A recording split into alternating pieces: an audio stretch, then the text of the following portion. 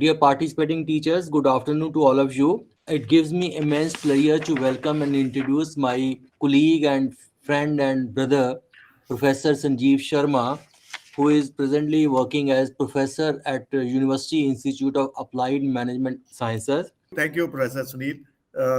My dear participants, I'm really delighted to be amongst you. I think the best way we can coach or mentor somebody is through examples. Okay, so my style is will not be the classical style of a teacher where I will deliver some sermon and you accept it or reject it. No, I will like you to all participate in my sessions. Okay, so let it be an interactive session.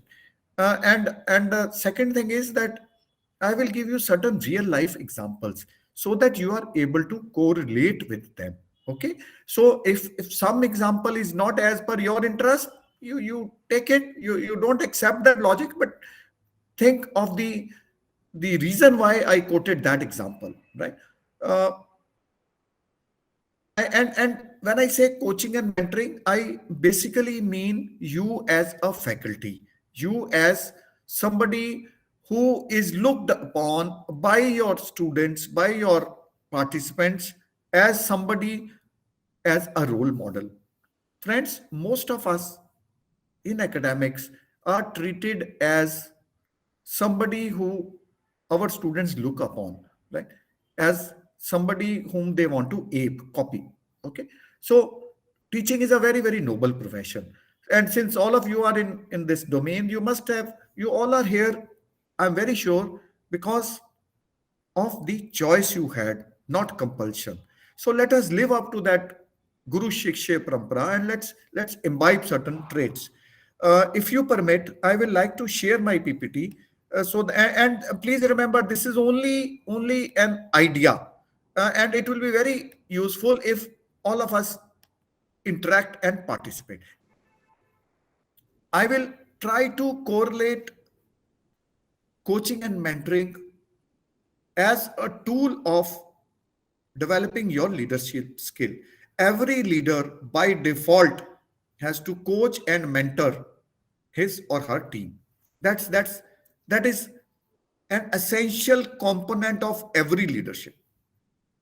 So I will revolve around my next 1 hour on how we leadership under what circumstances present educational system, because we all are in one form or the other educational leaders. So all of us are in one form or the other academic leaders, and an integral part of leadership is coaching and mentoring next generation.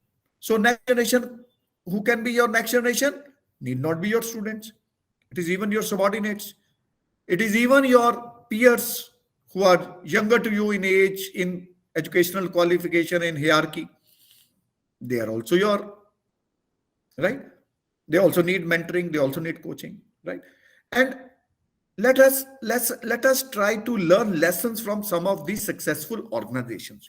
And since I am from the business domain, I am from commerce, I will like to share certain examples from the business industry. Okay. Now, so my session will be, friends, focusing on coaching and mentoring. Look at a typical definition of leadership. So if you look at the definition of leadership, any definition of leadership, right? Can there be a leader without followers?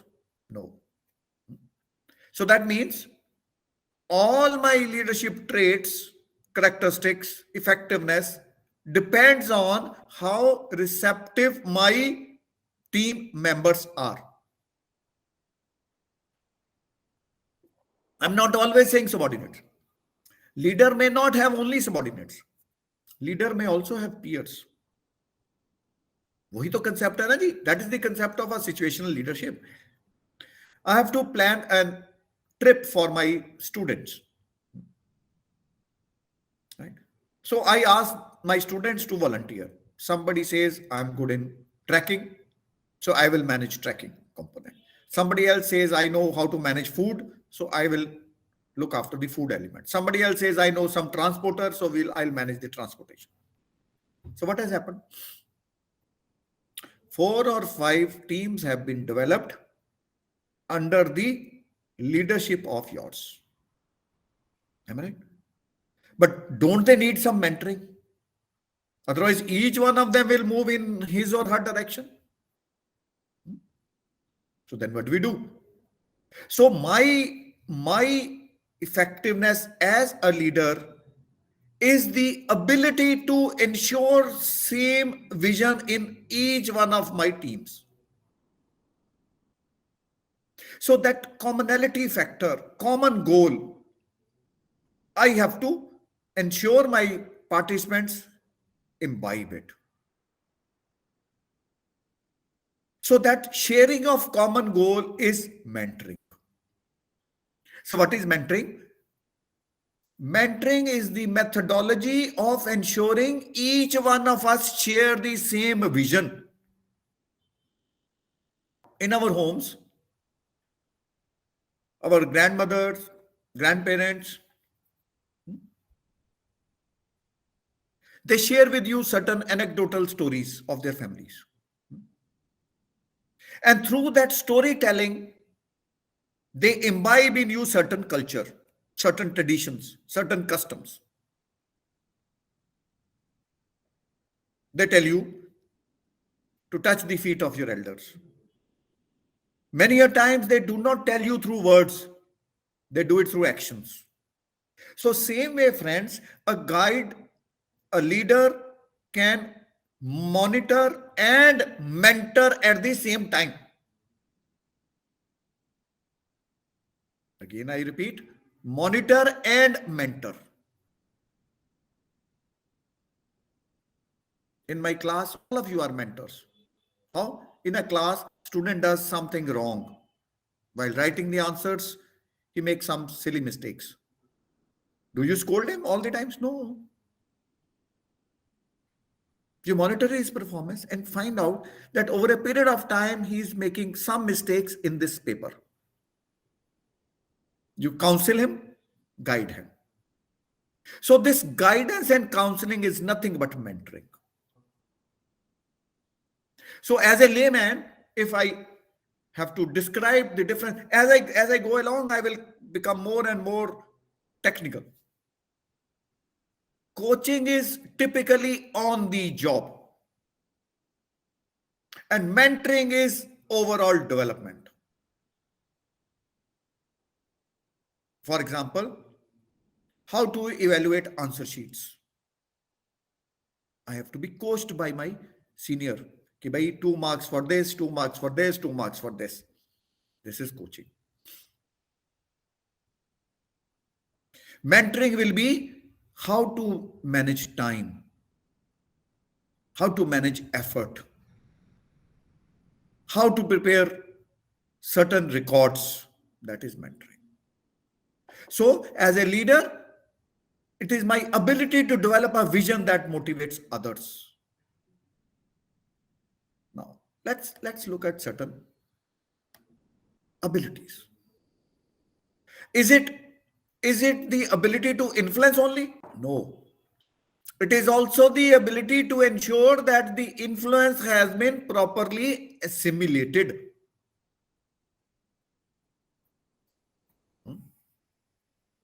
I teach you something, you learn it. Is it sufficient for you to learn it? Or my role goes beyond your learning to your implementation. If you have to measure my effectiveness, if you have to measure your effectiveness as a leader, it is based on 3 things. First, how much are you aware about the problem? Second, what is your ability? And third, the amount of extent of commitment. With this brief introduction on leadership, let me come to the need and importance of coaching and mentoring. Why it is needed? One, who will coach and mentor me? It is my leader. So you being a faculty will behave like a leader to your participants. So who will be my participants? It will be either my peers, my subordinates, my students, my staff. Then a question comes, is this coaching and mentoring same for all? Will the same tools and techniques apply? No, they, they change with passage of time. What according to you is the best method to teach? There is no replacement for walk, talk and chalk. In the class, when there is an eye contact between student and teacher, there is an immediate feedback to you that whatever I have taught has been assimilated. In this online session, it is showing 44 participants other than me. But I don't know how many of you are there because I have no contact with you. The only contact with you is seamless. It is as good as an impersonal contact. Because there is no way to know whether whatever I am sharing is being received in the same format in which I am delivering it. So anyway, these are the. But anyway, the plus point is that through this technology, sitting in the comforts of my office and home, you are able to interact. So you can do a lot of times money, energy savings. So what is the circumstances within which the present educational leaders they coach and mentor? So first was the need and importance. Second, the surroundings or the scenario in which teaching and learning takes place, and the scenario in which this teaching and learning is to be imbibed through coaching and mentoring. What are the emerging areas? Just look at some of these. These are so simple points. Only thing is that I have just, your purpose, I have collated them into this present world, friends. My humble request is please also look at the chat box because I'll be using a lot of typing things there. Present world, you call it as emerging dimension. There is a wonderful word coined VUCA. It's very volatile, very uncertain, very uncertain. It's very complex, very ambiguous. We call it as VUCA.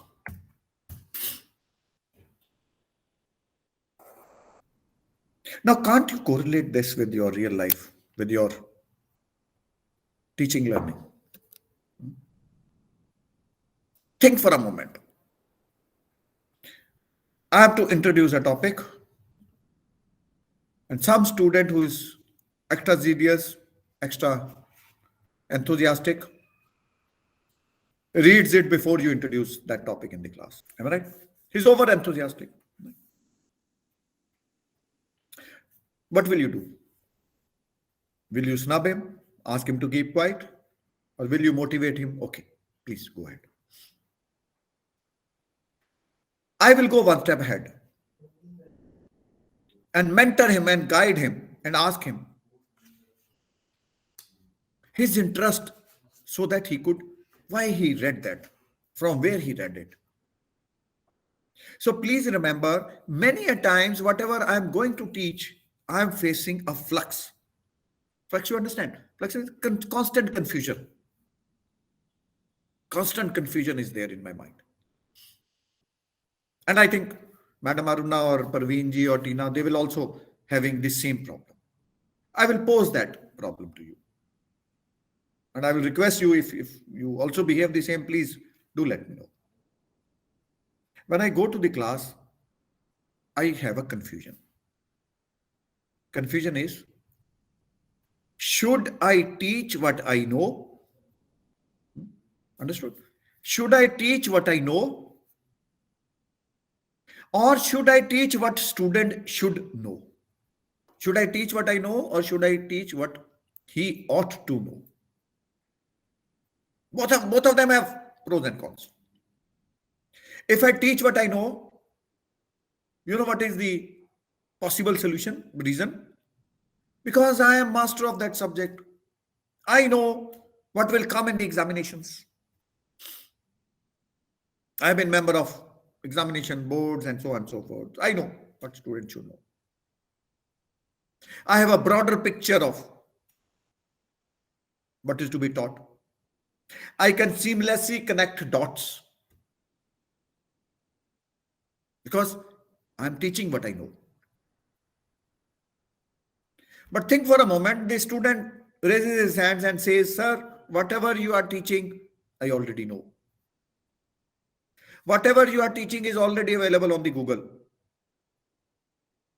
Teach me something which is not available on public platform. Whatever you are teaching is available in textbooks. I want some value addition. Is he wrong? No. At this moment comes your role as a mentor. Handhold him, guide him, give directions to him. Beta, this is what is required from you. Take baby steps, small steps to reach to that ladder. Don't jump. I'm very sure student will be convinced. So in this VUCA environment, where everything is being questioned, and rightly so. Rightly so. So there is a typical Gujarati, somebody may be there, right? Mane suche, what is there in it for me? Mujhe kya milega? Why should I read? What will I get?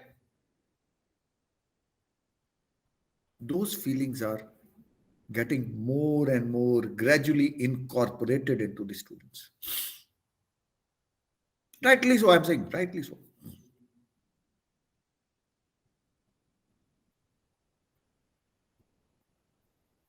Thousands of miles away from India, two neighboring countries, Ukraine and Russia, having border dispute, fighting. An isolated segment. See its impact in Europe, tens and thousands of miles away. You understand? And as winter drives in, it will be very difficult for the European countries because they are energy based. Winters are impossible unless you have adequate energy. No, what is the fault of those countries? No fault. Far off war, its impact being felt. Why? Because now we are living in a borderless world. Whether you like it or not, borderless world. So all these geographical boundaries are literally have hardly any relevance now. It is your mind which will rule. As we move towards the Industry 4.0, right? Your trend will be towards taking care of your students so that they are globally trained.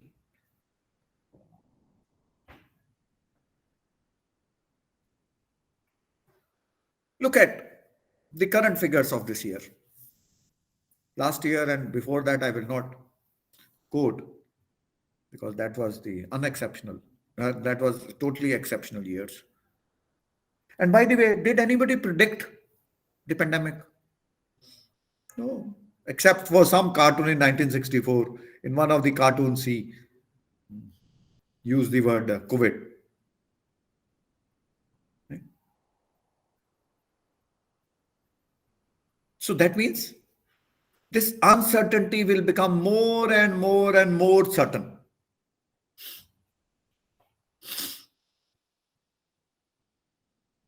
So I have to train my 1.5 lakh students went from Panjab this summer for higher education in Canada, US, Germany, Australia, New Zealand.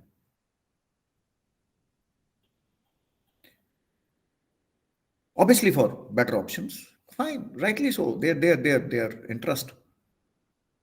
But have you looked at its implications on Indian education system in North? Colleges are facing problem in getting admissions. Why? Because that catchment belt, catchment area is flying out. Same way in the university system, from college to universities too. So you understand. So that means my emerging dimension will be highly knowledge economy, knowledge based, where nothing is being created, nothing is being destroyed,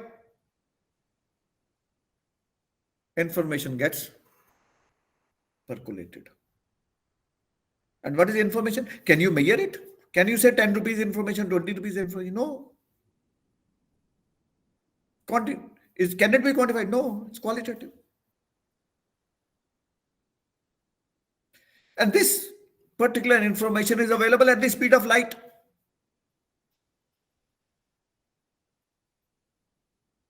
Without even going to Brussels or Belgium, you can read from the net that the finest quality of chocolates are manufactured in Belgium. And you can get thousands of reviews of the quality of those chocolates. Without even going to a movie theater, without even paying a penny for that movie theater, what you can do? You can easily look at the movie online. So are these trends not universal? They spread across geography, they spread across regions, they spread across economic strata, social strata, every strata. And herein comes the business opportunities. And herein comes your role as a coach and a mentor. A good teacher is one who can make the student think on a broader horizon, much more broader horizon than himself. You don't believe me? Let's take examples.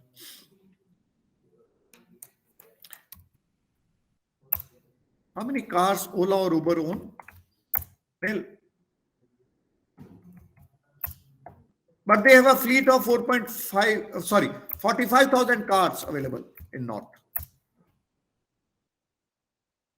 Without owning even a motorcycle,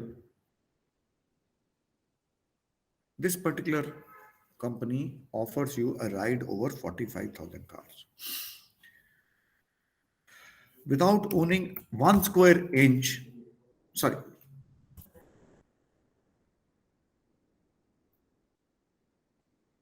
Oyo offers you 3.5 lakh rooms. How many rooms Oyo owns? 0. In fact, there is a joke that even the office of Oyo is not owned by Oyo. It's a rental. So friends, I like to like just, don't you think mind is like a parachute?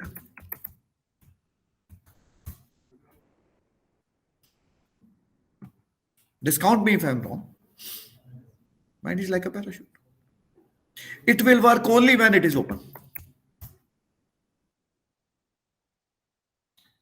If mind is not open, it is as good as ego. Garbage in, garbage out.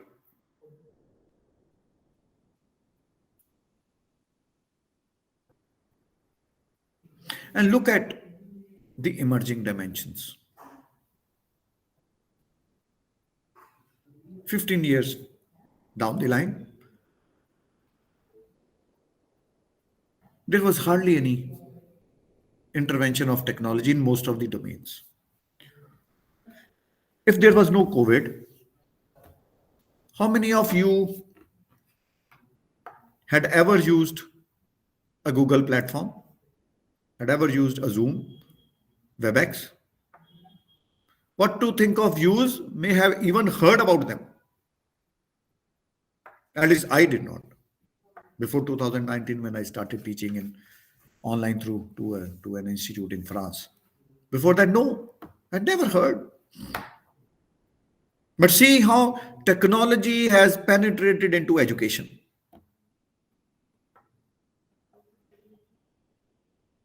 So technologies have become highly integrated. Think for a moment a simple handset like this. Simple handset. With this handset,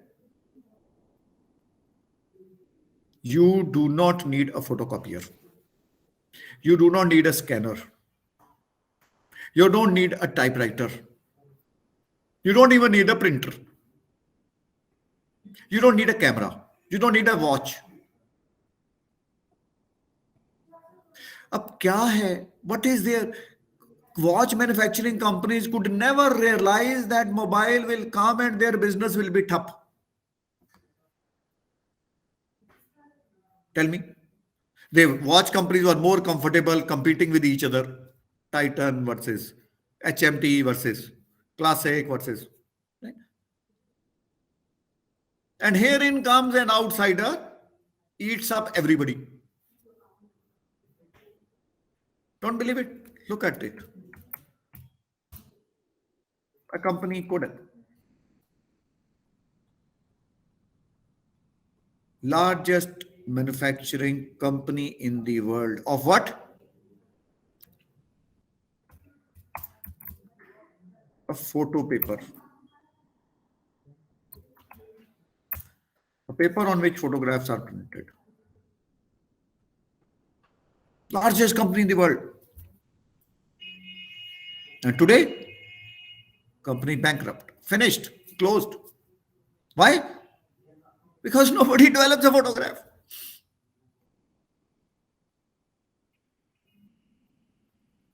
Am I right? Even now, applications are online. You don't need to deposit your photograph.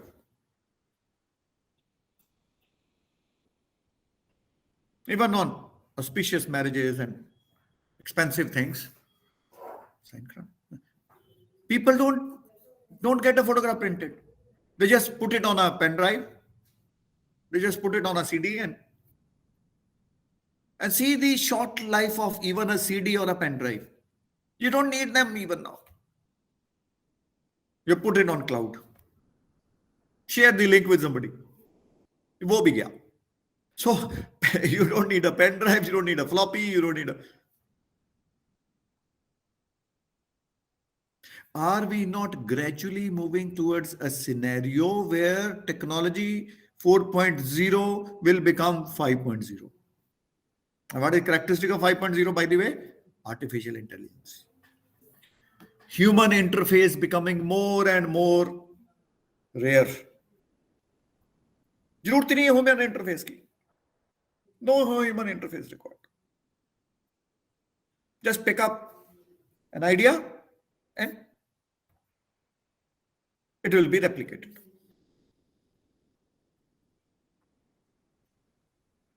Look at a simple shop. Even a small time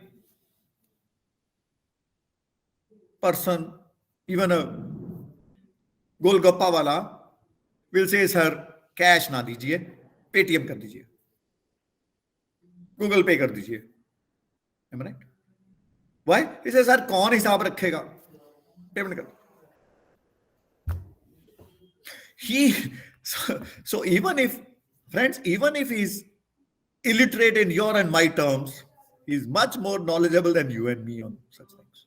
He has never ever been to any school, but he may be managing the things much more effectively and efficiently than us.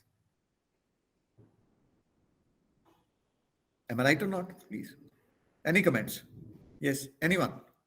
I'll request you if you can interact, because that will improve my productivity also. I would like to highlight one more thing. Why coaching and mentoring needs real attention. And I will request you to please focus on this and share your views.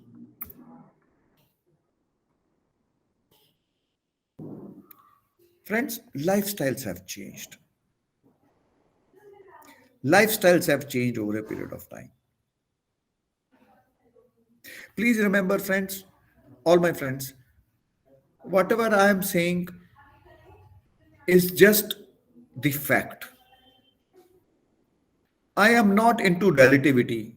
I am not into right or wrong. Right and or wrong is subjective terms. I am only giving you what in management we call it as fact and comply. It's a fact. If we understand this, we'll be able to mentor and coach our participants. But if I don't understand, how will I be able to coach or mentor them? No? So all these trends have relevance to us. I mentioned the term lifestyles. Lifestyles have changed. Ask your parents, ask your grandparents. They would never ever have borrowed a job, money. Never ever. They always used to live within their own resources. And they used to build a house at the time of retirement with their savings. They used to marry their kids with their savings. Hardly any loan ever taken because it was not considered to be a good omen.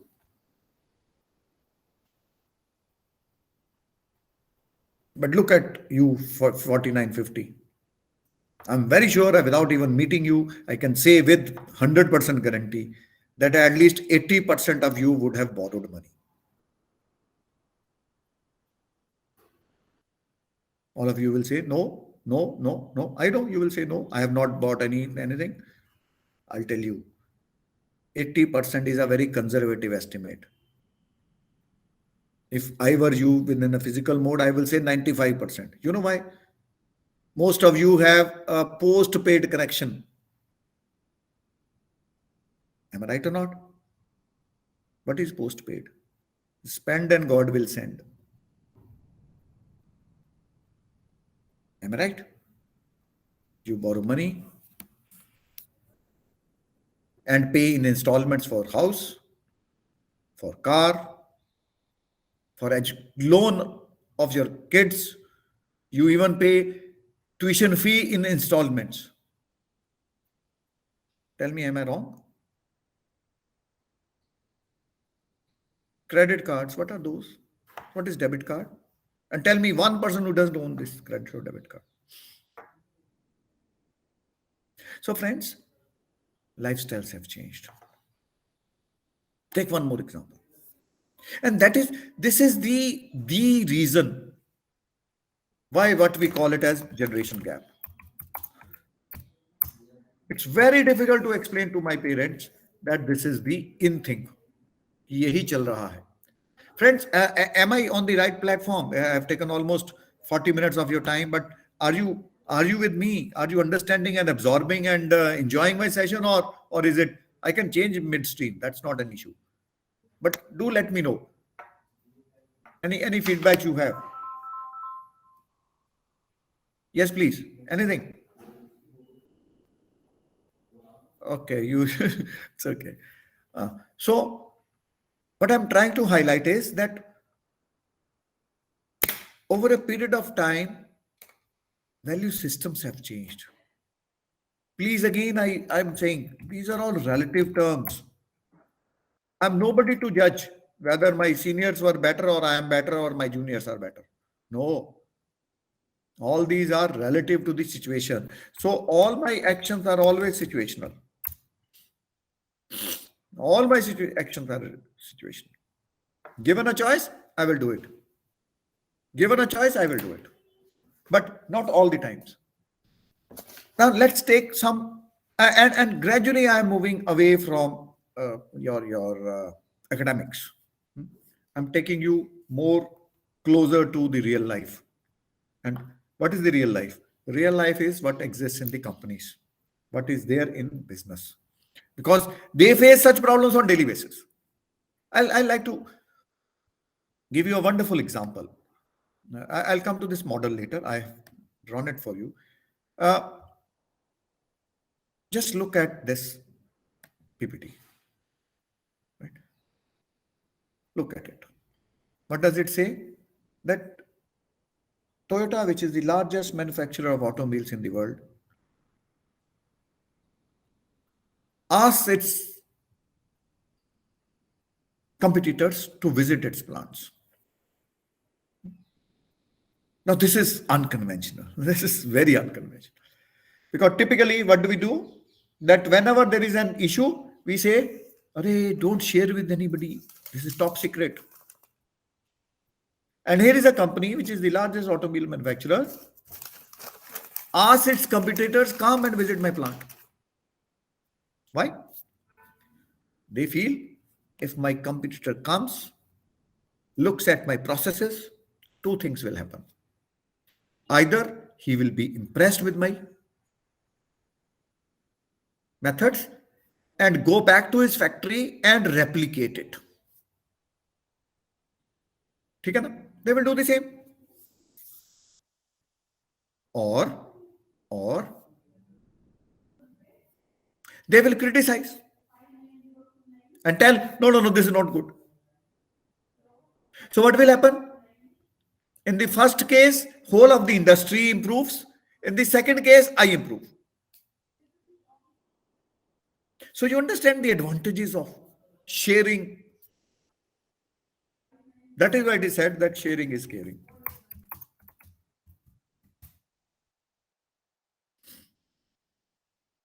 And Toyota is a leader in this. Take another example. All of you must have heard a company by the name of GE, General Electric, among the top 5 companies in the world. Perhaps the most admired company in present times.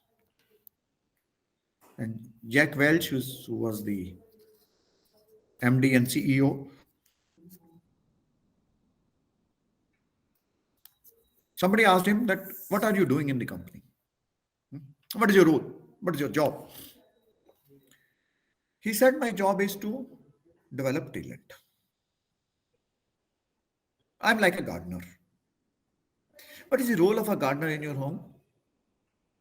It nurtures plants, waters them, right?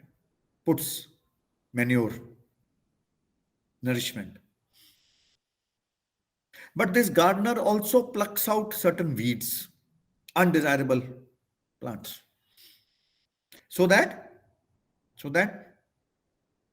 the desirable plants they get sufficient nutrition. Isn't it a wonderful replica? कितने आसानी के साथ उन्होंने अपना function बता दिया.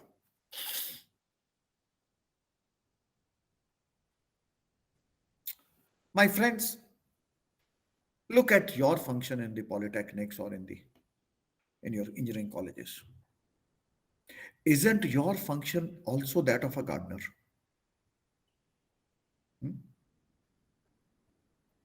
You nourish your kids, you handhold them, and at the same time, those who are trants, who are not looking at the things in a broader picture, you scold them, you tell them what it means to be. Am I right? So, friends, the role of a faculty is that of a gardener. I will like to reinforce it with this skills which you need to impart to your team. I say, I'm not saying your students, I'm not saying your class, I'm calling them as teams. For the simple reason of feeling of a class is that there is somebody who will teach and there is somebody who will learn. So by the whole concept of a class, it is one-way communication. But honestly, whenever I go to the class and interact with my students, I always come out being more knowledgeable than the previous day. So much to learn, if nothing else, from their body language, from their thought process. In a typical classroom setting, there is an age differential of 28 to 30 years. Typical class setting. And 30 years means almost one generation. And you being the educational leaders, please look at the tremendous growth of India. Demographic dividend which we have is unparalleled, is unparalleled, unparalleled. It took us 20 years to move from sixth to fifth position in the global economics in terms of size.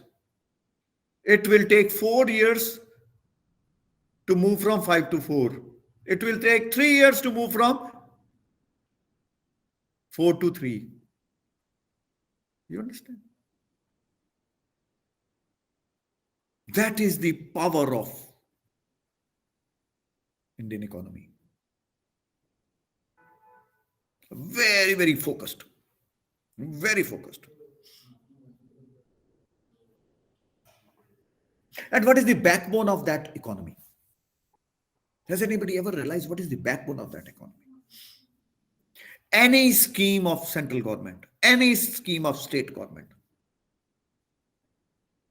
pivot, most important.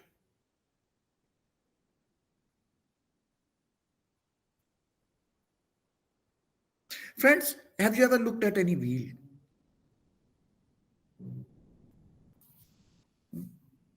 What is the most important thing in a wheel? It is the cog. It's not the spoke. एक wheel में 8-10 spokes होते हैं, 2-3 ना भी हो तो चल जाता काम. बट जो एक कील होता है जिसके कारण वो wheel is attach to, right? If it is not there, you are nowhere. And to me, to get demographic dividend, that cog is my polytechnics and engineering colleges. The real support system comes from there. Don't believe me? Ask yourself. You'll get an answer. Make in India scheme.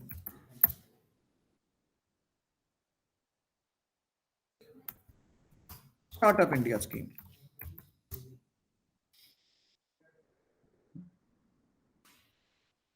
Ayushman Bharat. The sheer volume of people involved cannot be done unless and until the support system is provided by the polytechnics. You're with me or not? That entrepreneurial skill, competencies, which get developed during the student life, is coached or mentored by whom? Tell me. Very wonderful scheme of, I hope you have developed it in your institutions. Tinkering labs, ARIA rankings.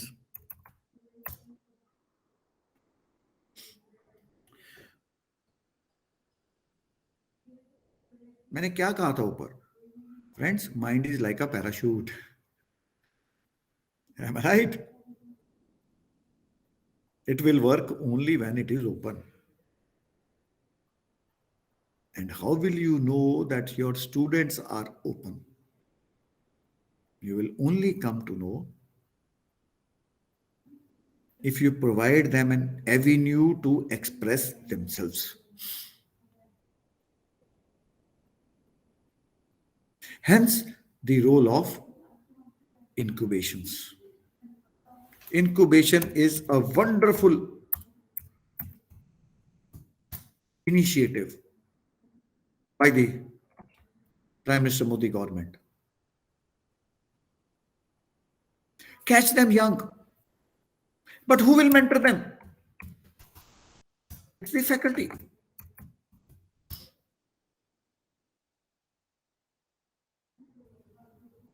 And please remember, this 15, 20, 25 years age gap is a wonderful combination of young, energetic boys and girls and a mature faculty.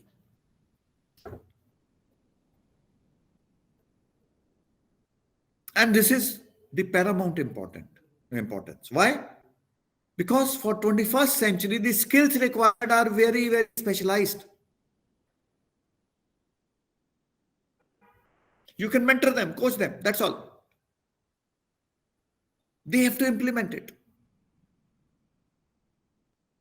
Don't believe it? I'll share. Look at the scenario in, what should I say, in 1980s. An MBBS degree was considered to be an ultimate degree. BTech Civil, wow. 1990, BTech Civil got the second rank, electronics became the first choice. MBBS got replaced with the MD. You needed higher specialization. 2000s, we moved to computers, IT. So from civil to electronics to IT. So everybody started moving towards IT. Similarly, from MD, people started moving to surgery, MS. Around 2010-12, we started moving from IT into artificial intelligence, just in time and all that stuff. And from MS surgery, we moved to neurosurgery, super specialization. Am I wrong? No. It happened in every domain. But as you go along, there is a limit to the specializations. The basic skills remain same. And friends, these skills are very disloyal, very disloyal. Why they are disloyal? If you don't use them, somebody else will use you, and you'll be out. Those days of permanency in tenure are over. You deliver and you continue.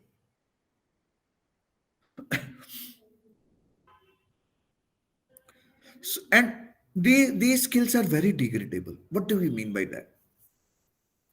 You have to constantly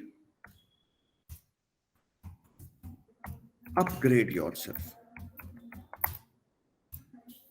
Constantly upgrade.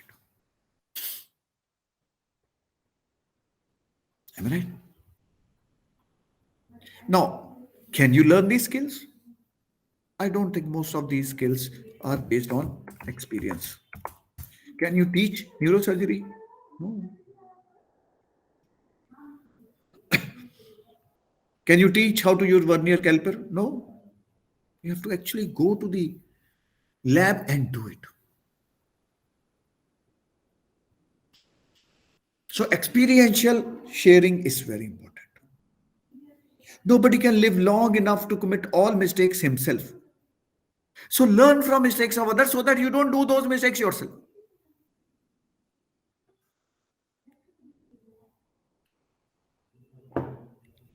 Am I clear or not? And last point, whether you like it or not, every generation has its own skill sets, has its own skill sets.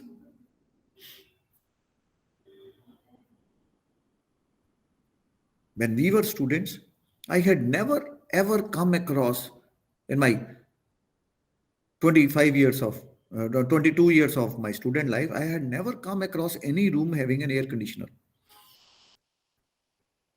Be it my vice chancellor, be it my head of the department, I had never even heard. In my whole Punjab University campus, there were only 6 or 7 cars, less than 100 motorcycles and scooters.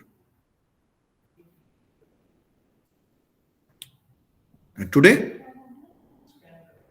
my students have costlier cars than the faculty.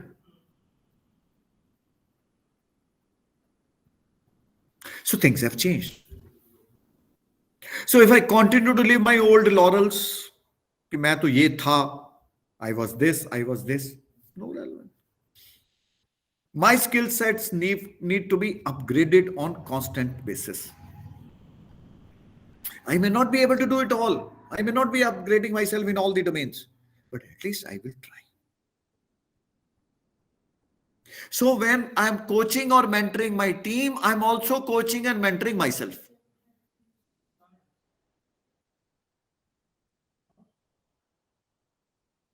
Am I true or not?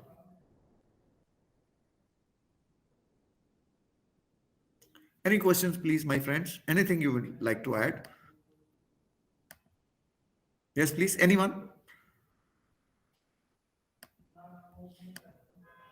Okay.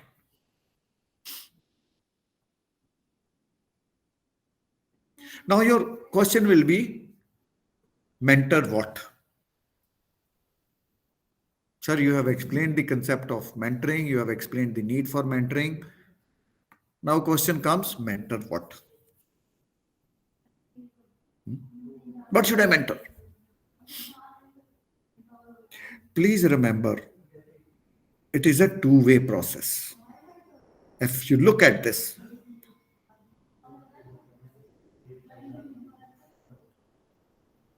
this PPT, isn't this the paradox of my time? And you are part of my team, right? You are also equally in my time.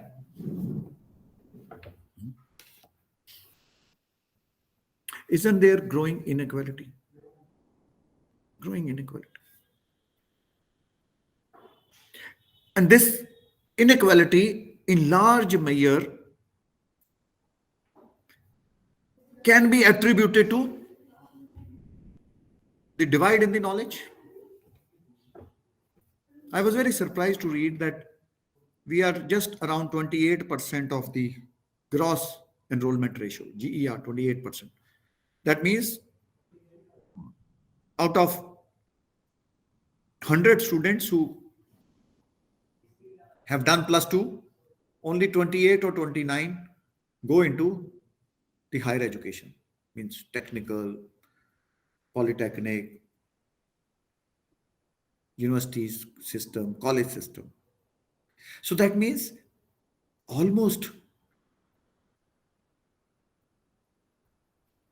3/4 are still not able to reach us. So see the dichotomy. See the dichotomy. On one side, my classrooms are getting empty because students are not coming forward. On the other side, there is gross enrollment ratio of only 28%.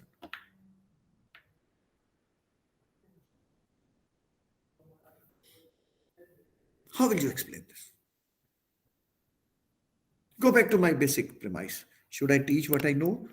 See, have you realized that how I am building my hypothesis? And I'm only sharing with you facts. I have no personal opinion, just facts.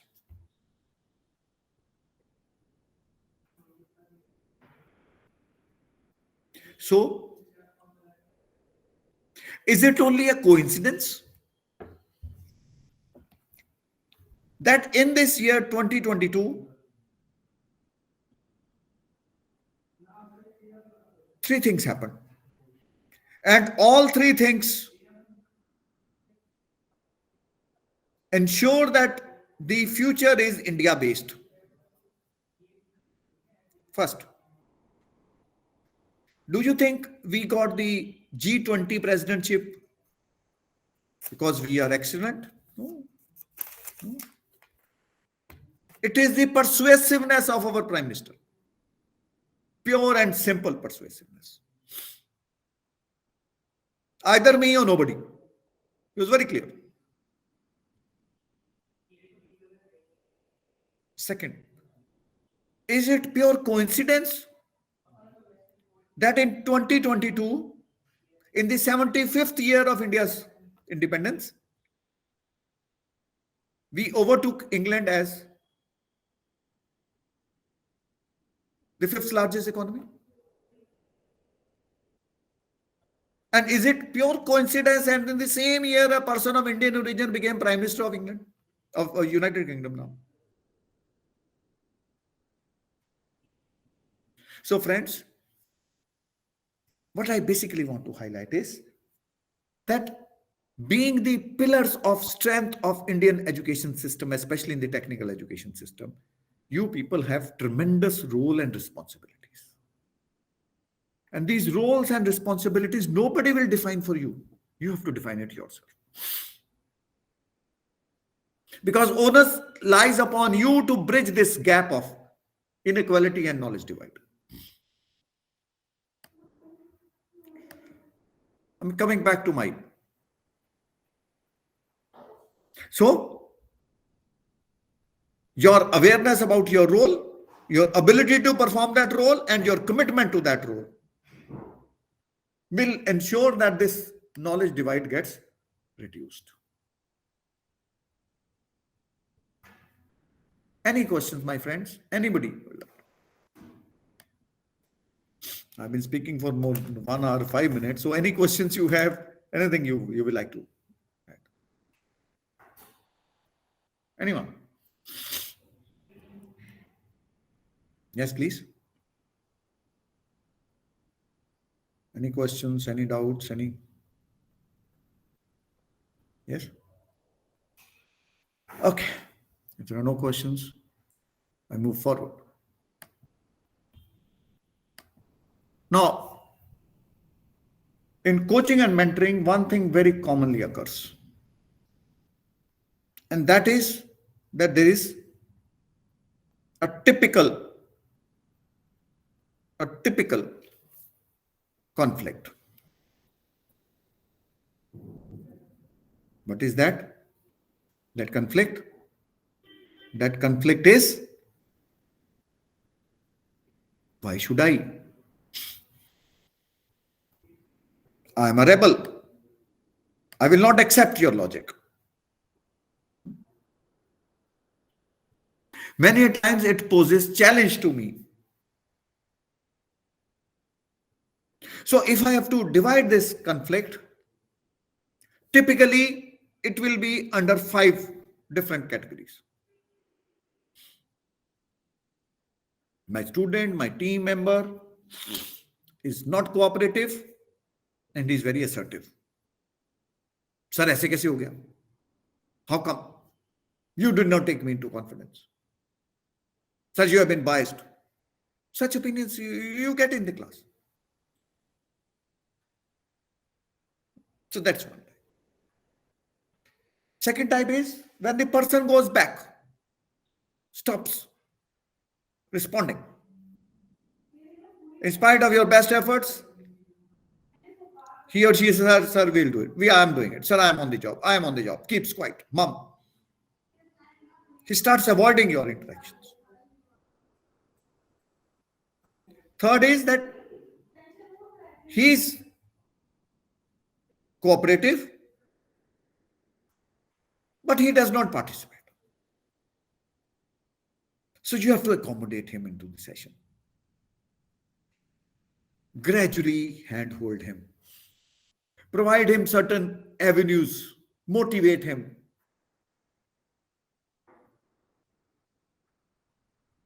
ensure that he comes into the mainstream. Sometimes you also have to go two steps back. You have to compromise. Because at that given point of time, when there is a conflict, it is always better to keep quiet. Listen to the other side. Why? Because there may be a case where people may like to people may like to have something different from what you are saying. Then what do? You compromise. Compromise is not a bad word. Compromise basically means you are taking into account the opinion of others and behaving in such a manner that the other parties' functions are performed. So it's not compromising is never ever taken wrongly. Compromise means yes, I listen to you. Right? I'm open to your suggestions, so I'm listening to you. But the best way to handle a conflict in any coaching session is collaboration. That's the best format. Best format is when there is collaboration between two both of us. I am okay, you are okay. Eric Byrne, psychologist, use this term. I am okay, you are okay. Both of us are okay. Now let's sit down on a table and discuss future. That to me is collaboration. So both of us are assertive, both of us are cooperative. Quickly on how can coaching and mentoring help the institutions, because I have to do it at the institutional level, right? It helps you to develop future leaders. Very important, because howsoever good a leader may be, he is not for all times to come. And as Deepak ji mentioned, not all situations. So you need to develop situations, leaders for different situations. It helps you to manage the change and also ensure that there are plenty of choices. That those days of my bap, right? One person knows everything, they are gone. We have to move ahead of the times, and we have to ensure that the future crop, future leaders are also developed.